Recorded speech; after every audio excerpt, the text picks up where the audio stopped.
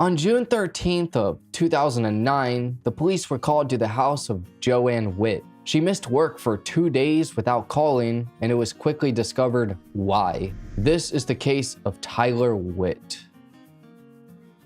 Hello, friend, and welcome to High Time Crime. My name's Joel, and on here I specialize in true crime and also badminton. I've been a professional for 43 years, but today we're going over the case of Tylar Witt and her heinous acts involving her boyfriend, Stephen Colver. You're going to learn of a modern-day Romeo and Juliet couple who thought they'd try and take the easy way out.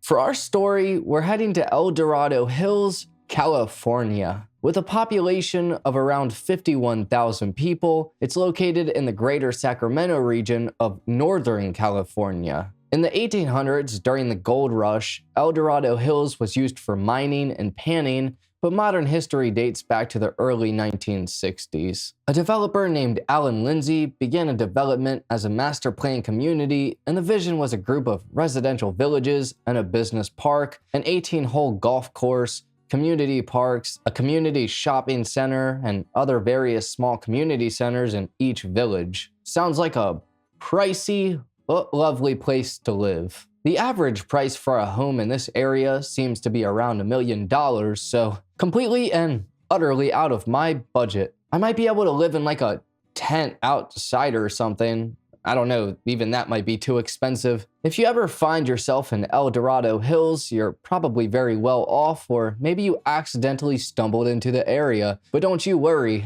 there's a few things to do. You could visit the El Dorado Hills Town Center and go shopping. Amazing. You could take a trip down to the Dry Diggings Distillery and try some wines in the tasting room. Tasty. Or you could even potentially go to Promontory Park, which is a campground, so you can get your camping on. Lovely. But none of these things are the reason as to why we're in town today. Tylar Marie Witt was born on December 30th of 1995 to Joanne Witt. It's unclear as to whether or not she had a father, and if she did, he wasn't ever in the picture. Joanne raised Tylar as a single mother, and things were never easy. She really loved her daughter, but problems started to arise when Tylar was only 5 years old. One day, Joanne was driving her to school, and she was throwing a temper tantrum. She was kicking and screaming, and Joanne lost control of her anger and smacked Tylar in the face. One of Tylar's daycare providers noticed a red mark on her face, and Joanne then confessed to what she did. The daycare then contacted CPS, and Tylar was taken away from Joanne and placed into foster care. Joanne lost custody of Tylar because of this, and she was forced to take parenting classes. Eventually, Tylar was returned to her mother's custody, but now Joanne was afraid of disciplining her. As Tylar got older, she started to realize this and take advantage of it. Now, a little background about Joanne is that she worked as an engineer for El Dorado County. She suffered from lupus, which is a chronic disease that can cause inflammation and pain in any part of your body. So as a result of this, she would become tired from her medication. Occasionally, she'd have a few drinks, but Tylar would berate her and claim that she was an alcoholic mother and that she was a useless drunk. Tylar, completely forgetting the fact that her mother was a single mother and providing for her in every way possible. I mean, this was the house that they lived in. And by all accounts, the only incident where Joanne ever acted out against Tylar was when she was 5. Other than that, Joanne seemed to be a great mother. She put Tylar in music lessons, dance lessons, taekwondo, acting lessons, writing lessons, summer camp, and even a modeling camp. She took Tylar on cruises, camping trips, vacations to Chicago, Boston, Washington, D.C., Universal Studios, Hawaii, Mexico, and even Jamaica. Joanne really wanted the absolute best for her daughter, and she was willing to go as far as possible to make that happen. But a great mother sometimes doesn't raise a great child, and in some cases, they raise a devil. By about age 12 to 13, Tylar started to get in trouble at school. She would run away from home constantly, and so Joanne began to try and put a halt to her behavior. This resulted in violent fights between the two of them, where Joanne would attempt to get Tyler to stay in a room, and Tyler would hit her. Tyler started calling CPS and 911 multiple times and claimed that her mother was a drunk who beat her. But when CPS and the police looked a little further, they found no signs of any of that. 911. Excuse me, I need to report vandalism and physical. When did this happen? My daughter, Tylar Witt, has physically assaulted me and she's vandalizing my home. Where is she right now? She's upstairs. Do you need to go to a safe place? No, I can go outside. How old is your daughter? She's 14. Did she assault you also? Yes, she did. And she's 14? She would not go back into her room. I tried to push her back into her room, and we started to get into a fight, and I'm bleeding. Do you need a medic? No.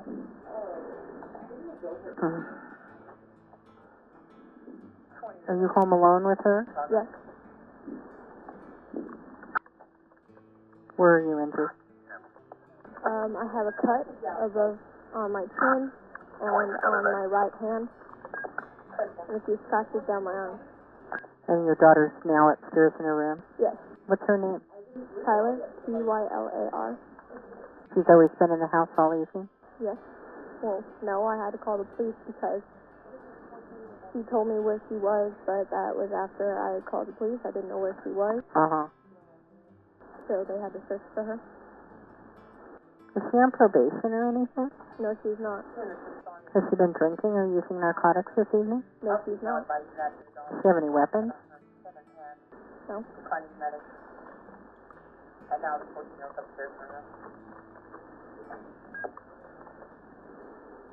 What's she upset about this evening? Hello? Yes?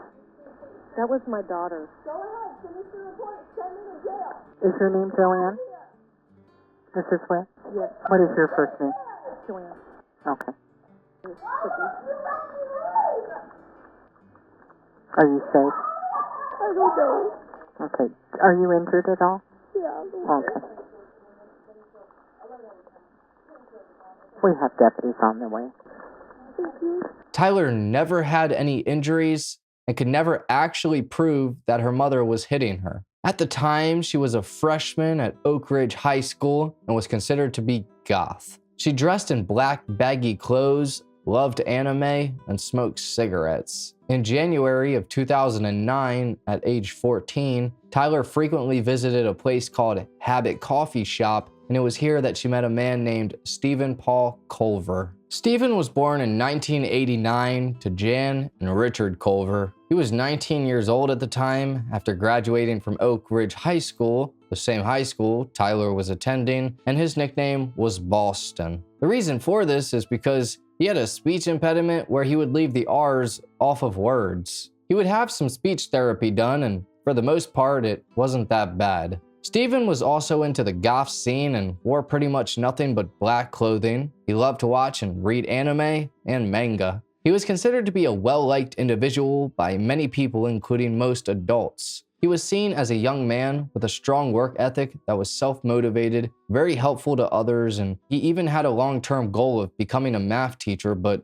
that goal would obviously never happen. Stephen worked at Rubio's restaurant. It's a coastal grill that's known for its fish tacos and Mexican food. Most people saw him as this very nice guy who wouldn't go as far as to hurt a fly, but in reality, he had a dark side. He was obsessed with death and also had a fetish for knives. After he met Tyler at the coffee shop, she started to tell him all about how she lived with an alcoholic mother who mentally and physically abused her. Stephen was sympathetic with her and felt terrible about the situation that she was supposedly in. The two of them started a romantic relationship right away, and it wasn't long before things got much worse. In order to sneak around, given their age difference, they told Tyler's mother that Stephen was gay and in a relationship with a guy named Matt Widman. They did actually have a relationship together at one time, but it didn't last for very long. So it appears as if Stephen was bisexual. He started to come around the Witt family household and help out a lot. He was mature and respectful to Joanne, and he helped around the house and helped Tyler with her grades, treating her almost like a younger sister. His father was about to move, and he was going to kick him out of the house.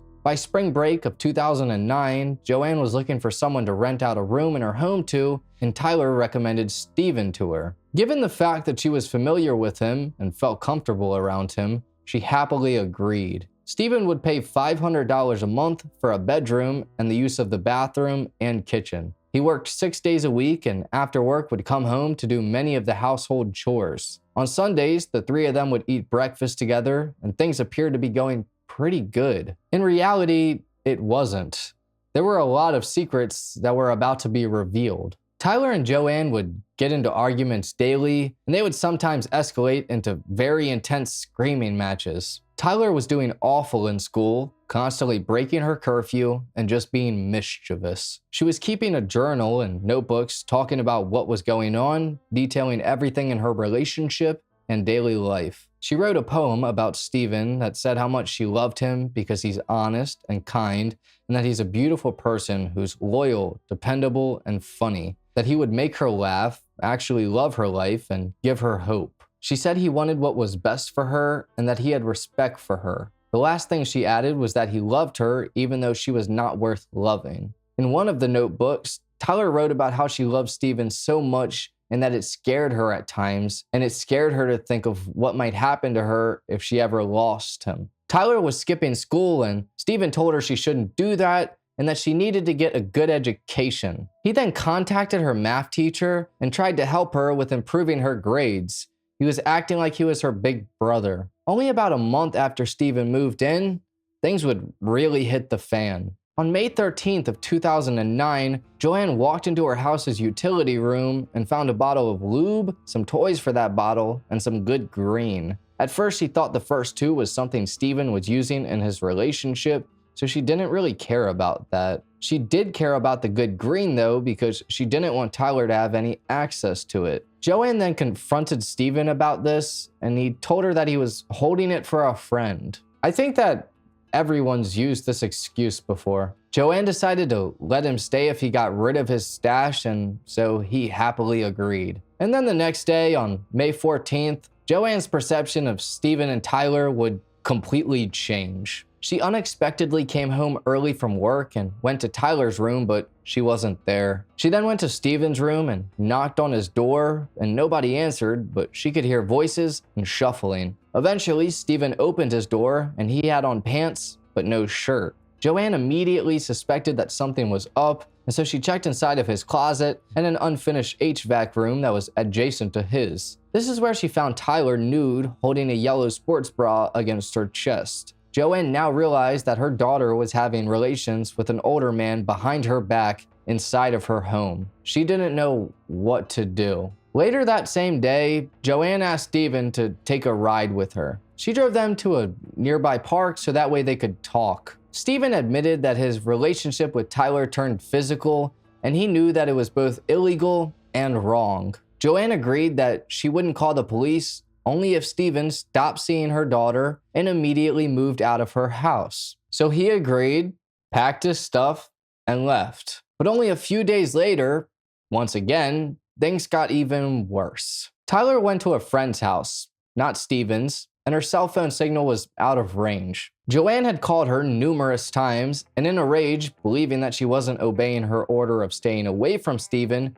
she then called the police. She told them about Tyler's illicit relationship with Steven. The authorities then found and confronted Tyler about her mother's allegations, and she lied to the detectives about what was going on. She told them that Steven was like a big brother to her, and that the only reason she was nude in the room near his was because she was asking for his opinion about outfits she was trying on. The police then called Steven while he was working, and he told them the exact same story. He then admitted that him and Tyler were fond of each other, but insisted that those feelings never turned physical. And with no evidence and 2 denials from both parties involved, nothing happened. This wouldn't stop their relationship. If anything, it put fuel to an already burning fire, and it made it explode. Joanne and Tyler's relationship at the same time was completely destroyed. Tyler wrote in her notebook saying, "My mother is driving me insane. I can't stand her company for more than 5 minutes. I hate her." And then she wrote about fantasies of Joanne dying in a car accident. Wow. She was twisted. Joanne would take control and access of these notebooks, and after reading what she found, she was sickened. Tyler wrote all about hating Joanne, having sex with Steven, and various other things. So on June 10th of 2009, Joanne decided to call the police and have them talk to Tyler yet again. If she refused to tell them the truth, Joanne would hand over her diary to them. An El Dorado sheriff's deputy then visited their home to take Tyler's statement, and she stuck to her innocence, so Joanne gave the deputy the diary and also a towel that had DNA evidence on it. After Tyler found out about this, she was completely distraught. She called Steven numerous times while he was at work until he drove to her house. They then discussed running away to San Francisco and committing the endgame together. However, they got worried because they thought that Joanne would notice Tyler was gone and call the police on them, so they decided to concoct a plan. This plan was to kill Joanne Witt. Now, the events I'm going to tell you are a mixture of both Steven and Tyler's stories of what transpired. They told them a bit different, but here's what most likely happened. The very next day, on June 11th of 2009, Steven visited Tyler while Joanne was at work. He then left before she came home. Joanne then came home and apologized to Tyler for going through her diary and understood why she was upset. She offered to get Tyler her favorite candy and ice cream, and after that, the two of them went home and Tyler played video games until about 10:30 p.m. She was walking in the hallway when she saw that her mother had a glass of gold-colored liquid on her nightstand, and she then became very angry because her mother had promised not to drink. Next, she walked in the room and turned off Joanne's TV, then went back to her room and called Steven. She said she was really mad and suggested that it was a good time to kill her mother because she was drunk. Tyler then decided to put Vicodin in her mother's drink in case she woke up, and Steven agreed to the plan. She then told him that she'd call him again when she was sure Joanne was sound asleep so that Steven could come over and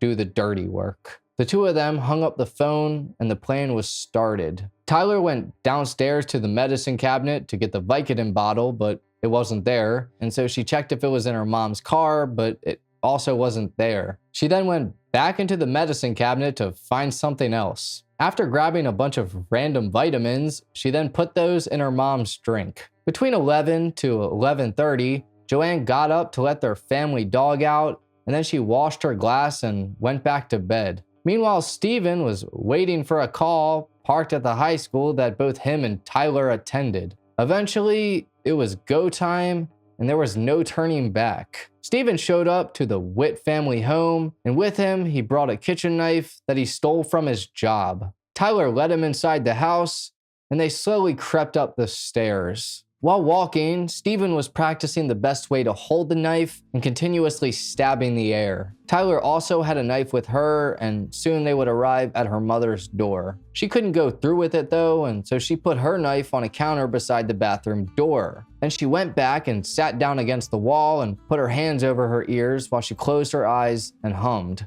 Meanwhile, Steven would stab Joanne to death. After he was finished with this act, he walked out of the room and him and Tyler hugged and she told him everything would be okay. They then turned the air conditioning on so Joanne's body would decompose slower, grabbed a few things and left the house. Next, they went to Steven's father's house, burned their bloody clothing in the fireplace, took a shower, and then they stayed there for about an hour and then left. Next, they drove to a library parking lot and slept in the car. Afterwards, they decided to plan for their trip to San Francisco, and they both wanted to dye their hair to make it difficult for people to recognize them. They then went to a bank to get some cash, and then to a Home Depot to get some rat poison. They were going to try and take themselves out, Romeo and Juliet style. They were literally inspired by the novel. When they were finished shopping, they called their friend Matt Widman and then drove over to his house. Here, Steven and Tyler dyed their hair black, and then they went to hang out with some friends and buy various Eventually, they went to Steven's father's house, and while cooking ramen noodles, were discussing with each other whether or not they should tell Matt about what happened the night before. After doing a line of coke, Steven felt amped up and was ready to tell Matt what occurred. Steven explained the reason Joanne wasn't calling Tyler all day was because he stabbed her to death the night before. When Matt said he didn't believe him and he wanted proof, Steven brought the bloody knife in from his car. Matt was shocked by this, but remained calm. At about 10 p.m. this same night, or July 13th, Steven and Tyler brought Matt back to his house, and then they left for San Francisco. Tyler wrote a story called The Killer and His Raven, and they both wrote goodbye letters to their friends, which they mailed. Tyler's story consisted of a love affair between a 14-year-old girl and a 19-year-old man, where the guy killed the girl's mother after the mother turned over the diary of her daughter to the police and shattered their dreams. Sounds familiar? The next day, Sunday, June 14th, Steven and Tyler ate rat poison mixed with cake and milk, but it didn't kill them, and it only gave them a stomach ache. The day after that, on June 15th, Joanne was reported missing by her supervisor, and then the police and her parents went to her house where she was found deceased. 2 days would pass, and on Wednesday, June 17th of 2009, Steven and Tyler were spotted by a San Francisco police officer and arrested. Exactly 2 years after Joanne was murdered, on June 15th of 2011, Steven and Tyler were both convicted of murder. Steven was sentenced to life in prison without the possibility of parole, and Tyler was given life in prison but with the possibility of parole in 15 years after agreeing to testify against Steven. These two are awful people, to say the very least. I can't imagine having a child, loving that child unconditionally, looking out for their best interest and caring for them so greatly, and that same child turns their back on you and kills you. Absolutely pitiful. Steven is a disgusting person and he manipulated Tyler. But I can't say that Tyler is innocent. Not at all. In some ways, they're both equally to blame and others not. You know right from wrong at age 14 and know that murder is obviously not right. They tried to copy Romeo and Juliet and in the end completely failed. Good, they both deserve to rot in prison. Joanne Witt was a kind-hearted woman and a devoted mother. She did as much as possible to care for her daughter, and her daughter turned around and did the worst thing imaginable to her. I really hope that she's resting peacefully.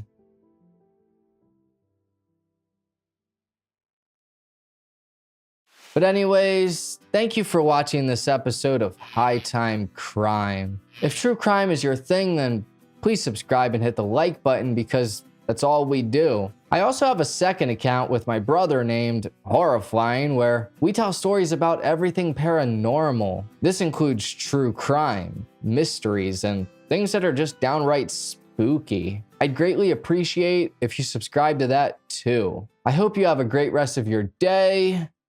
Take care, friend.